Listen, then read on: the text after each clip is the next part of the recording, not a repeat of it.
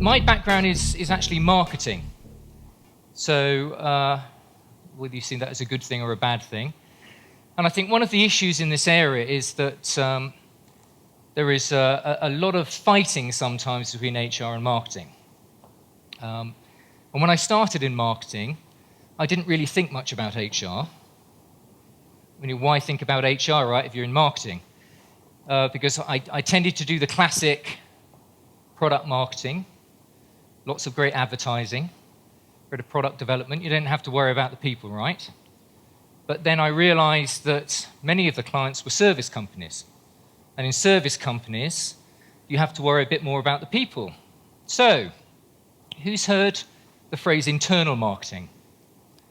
Internal marketing is largely about, as you say, how you engage the organization to kind of believe in the vision, but also to believe in the brand, and to understand your role as an employee in delivering that brand, which is very important, particularly in service companies, that people get what the brand's about and how they're really fronting up that brand for customers. The issue with this, of course, is that people within an organization also have a relationship to the brand, and that's really what we call the employer brand. It's their relationship to the brand that they work for, which is somewhat different from the brand that they're delivering. So really what this whole conference is about is exploring this relationship, the relationship between employees and the brand that they work for, and in turn, the relationship between that brand, the customer brand, and the corporate brand. So I kind of switched over, and I realized, in fact, I was not talking to the right people, or at least I was talking to the right people with marketing, but not all of the right people, because actually, a lot of this sits with HR. Because it's HR people who understand much more how people in the organization really experience the brand that they work for and are served in terms of what they're looking for. So, first thing, and fairly basic, you'll get this. I'm sure many of you have read the book. Many of you will be in companies that are good, that really want to be great. And I love this, and it captures this very point about talent, that if you're going to take this journey, the first thing you really need to get right is to get the right people on the bus. You need the right talent in the organization in order to make that journey. Yeah, you need the right operating systems and so on, but essentially a lot of that often comes from having the right people in the business. Now, for some companies like Apple, this can be, quite specific. They're looking for a very specific type of person. And you may know with Apple in the Apple stores, some of their people are so bright, they call them geniuses. And if you've had an interaction with the Apple guys, well, actually are pretty clever. But they've got another definition which helps them. They talk about natural communicators with a passion for technology. Rolls, doesn't it? It's quite nice. It means kind of geeks that can speak. It's a nice shorthand version. So essentially, they've got to have really bright people, but they've got to have very natural communicators as well, the people who can converse with people, who understand, or empathetic. But the point is that every organization is typically looking for a certain type of talent, and the first thing you need to really get right in your employer brand thinking is, who are you really looking for? Who are the right kind of people for your organization? And who do you not need?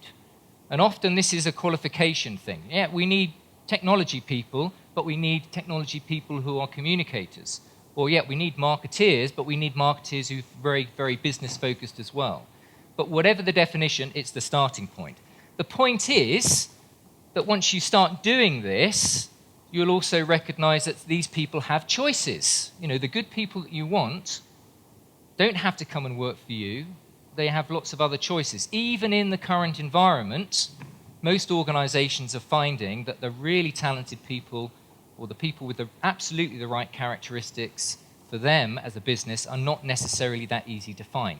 And just like consumer brands, big organizations are getting quite sophisticated at attracting those people with the kind of messages that will really resonate with them. So if we take an organization like P&G, and this is where we start getting into definitions. So how do they think about their employer brand? Well, the first thing, and this is good marketing thinking, is that you need to recognize that whether you've defined a proposition or not, or you've defined what your employer brand is going to be, you already have an employer brand. So your employer brand is actually out there. It's not necessarily something that you own. You can influence it, but you don't necessarily own it, because it really is a bundle of associations that current employees and prospective employees and people outside of the organization have with your organization, all right? And even with a company like P&G. Now, P&G gets 1 million applications a year. Just check with them. They're a client of ours. It's quite interesting that they're still employing people to do employer brand when they get 1 million applications a year. But they actually do recognize that in terms of the image of P&G, there are some good things, international, successful, etc. But there are also some less good, so quite large and impersonal. A little bit square. You may have heard the term proctoid. Do we have any proctoids here? Have I offended anybody? But this is kind of a rather mechanistic approach to business. Quite successful, perhaps, but quite mechanistic. And it doesn't tend to attract the creative thinkers, the innovators. But actually, those are just the kind of people that P&G need, and increasingly those are the kinds of people that they're looking for. So they also need to make it very clear to people that actually that's the kind of business they are. So their employer brand, it attracts a lot of people, but basically what I'm saying, we're talking about here, employer brand management, employer brand marketing, is where you're defining what you want people to associate with you as an employer. Two different things. So employer brand is out there. The phrase employer brand proposition, or more frequently now, employee value proposition, is there to define what you want people to associate with you. And it's not, as with any brand, a whole ream of things. It needs to be focused. So for P&G, there's one big overall idea, which is a new challenge every day. So they're looking for people who are up for a challenge. They realize it's a challenging environment, but they're looking for the people who thrive on challenges, and that's the first and most important thing. Beneath that, there are a number of other associations that they want and things that they are promising to deliver. So igniting people's potential. And this is about actually giving people early responsibility and lots of stretch experiences and really getting them thinking and really igniting the talent within them. Okay? Putting people in touch is about leveraging the network within P&G. It's a very matrixed organization, and you're able to connect with lots of different experts, different people, and people find that very stimulating. And the third one, enabling you to succeed, is all about the development processes and programs and coaching that really help people with the challenges that they have within the business. So this is their definition of this is their deal with employees under the overall umbrella of a new challenge every day. This is what they want people to be talking about when they talk about P&G as an employer. Now, of course, they do have a corporate brand, they have lots of custom brands, so how do these things interconnect? Well, the first thing to say is that your experience of working in a company for 40, 50, 60 hours a week is somewhat different from your experience as a consumer. Now, you may be very devoted to some of the brands that you consume, but I doubt you spend 40, 50, 60 hours per week with them. Some people who have Apple Macs may be somewhat different. But essentially, we're talking about this relationship, which is very important to people, the relationship with the employer brand, and the company being very clear about how they're translating the overall brand into the employment context. So you'll find with P&G that the advertising links with the career site, links with Facebook, links with LinkedIn, with what they say on career sites, what they say at career fairs. It all joins up and is amplified in a very consistent way.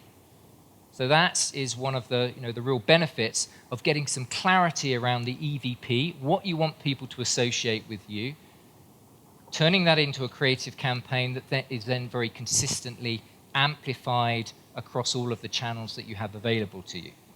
There is another story, however, because I'm talking here about the external point of view, recruitment, but of course there's an inside story, and a lot of what we're going to be talking about today is also the inside story, not just employer branding, but employer brand management, which isn't just policing the look and feel, as it is sometimes with identity management. It's about actually managing the employment experience, which is the brand experience, and not just managing the communication. So I'll give you another example, McDonald's. And McDonald's have another challenge globally in that in one of the major English dictionaries, a McJob is described as a low esteem, no future, low paid, humdrum job in the lowest rungs of the service sector. That doesn't help them very much, right? If you've got a definition in the dictionary that rolls out like that. In fact, however, McDonald's, maybe because of this external image, try very hard, not just on the communication side to get their point across, but actually also to take it a step further into the experience. So for them, the EVP, and it falls into 3 parts, it's quite simple. Flexibility, future, family and friends is something that they did lots of research around the organization to find out about, and these were the things that people most valued about working at McDonald's. 2 examples here which I think hopefully show you the kind of thing that they're doing. One of which, I'll take the bottom one first, which is simply investing a lot more in the future part. So actually they've upped the ante. They've really thought about their development to make it really world class. And there are lots of things that they're doing that are quite distinctive from that perspective. Second thing is what you might call rather more signature, which is something that other people aren't doing, they really aren't doing. So it's not about how much they're prioritizing, which can get you on brand, but doing something different. So the friends and family contract really fits with 2 parts of their value proposition, the friends and family part and the flexibility part. And essentially it's a job share. So it's a job share contract where 2 people can have the same contract. You can have it with your brother, you can have it with your father, mother, friends. And it doesn't matter which one of you turns up at McDonald's within the week, as long as one of you is there. And it's very flexible, and it's quite different. And because it's quite different, people say, well, actually, this is one of the things that makes McDonald's different. And actually, it is one of the things that people talked about. It got lots of HR, PR, and got people to start thinking differently externally as well about what McDonald's is about. Not just a McJob. Actually, they're doing some quite interesting things here, which are of real benefit to their employees. So finally, just before I wrap up, so what does this mean in practice? Okay, this is all very nice, but what does it mean in terms of business? All right, so typically organizations will look at a number of key measures to work out whether their employer branding and their brand management is working. So on the left-hand side, obviously, reputation externally.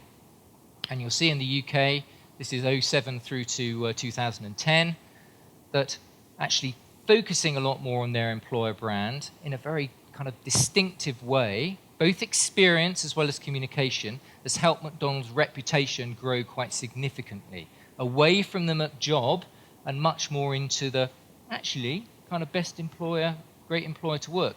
In the UK, McDonald's were in the top 5 in the recent Top Employers survey, won a prize more recently, and they've won many other plaudits for the work that they've done. On the other side, the hard numbers, not just employer image, but things like the application vacancy ratio. Back in 2007, they used to get 7 applications in the UK for every position. They now get 14.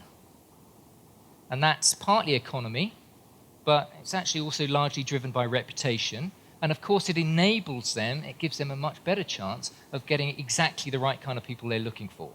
The good communicators, the people who are good at teamwork, the people who they feel have good potential. And on the internal side, engagement has been growing in terms of pride, in terms of commitment, and importantly, turnover has been going down. And obviously, if you're in a service business where you need to train people, and that costs money, that's a good thing. And if you're in a service business where it's good to have long-term relationships or longer-term relationships with consumers, the lower the turnover, the better it is for the business as well. This video was developed by the CRF Institute